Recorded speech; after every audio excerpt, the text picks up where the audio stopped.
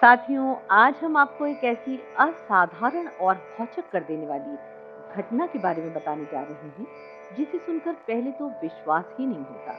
लेकिन पूरी घटना के बारे में जानकर निश्चित रूप से परमात्मा और अध्यात्म के बारे में आपका भरोसा और भी पुख्ता हो जाएगा। यदि परमात्मा पर आपका विश्वास है और ऐसी ही सच्ची घटनाओं को जानने की इच्छा है, तो हमारे चैनल को तत्काल लाइक और सब्सक्राइब कर लीजिए।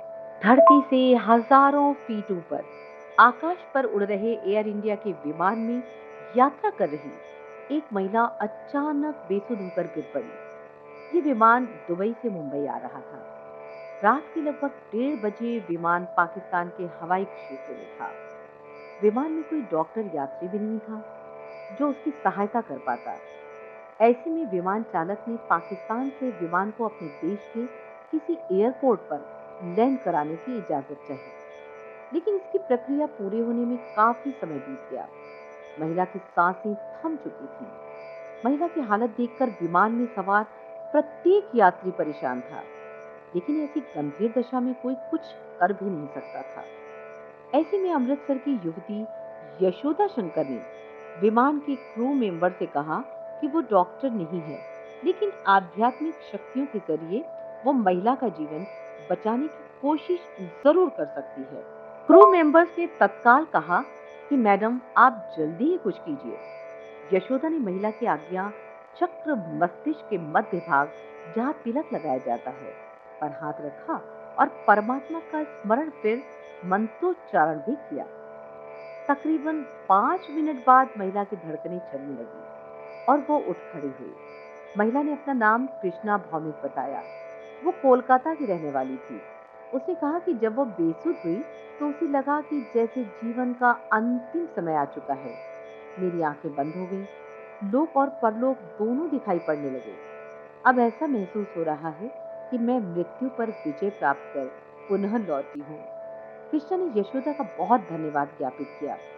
महिला ने भावुकता में भरकर यशोदा को कुछ राशि भेंट करने का प्रयास किया, लेकिन यशोदा ने साफ मना कर दिया। महिला की सांसें चलते देखकर विमान में सवार कुछ यात्रियों ने यशोदा के चरण स्पर्श किए। कुछ यात्रियों ने सेल्फी भी खिंचवाई। विमान में सवार यात्रियों की अचरज का कोई ठिकाना नहीं था। उन्होंने यशोदा को धन्यवाद किया। यशोदा का कहना था कि अध्यात्म में बहुत सारी दिव्य शक्ति है। वो निम्बार्क संप्रदाय की साधक हैं।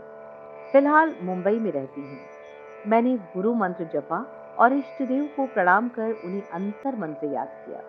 पूरा विश्वास था कि ईश्वर उन्हें जरूर स्वस्थ कर देंगे। यदि परमात्मा पर आपका विश्वास है और ऐसी ही सच्ची घटनाओं को जानने की इच्छा है, तो हमारे चैनल को तत्काल लाइक और सब्सक्राइब कर दीजिए। इस समय जब नवजोत सिंह सिद्धू की पत्नी डॉक्टर नवजोत कौर की कैंसर से मुक्ति पर बड़ी बहस छिड़ी है। नवजोत सिद्धू ने इसे आयुर्वेद माना है, लेकिन डॉक्टर इसे नकार रहे हैं।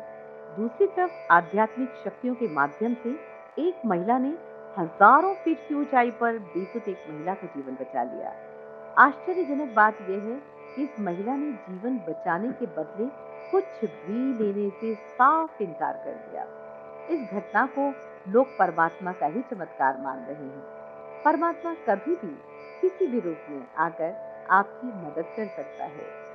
जय हो प्रभु।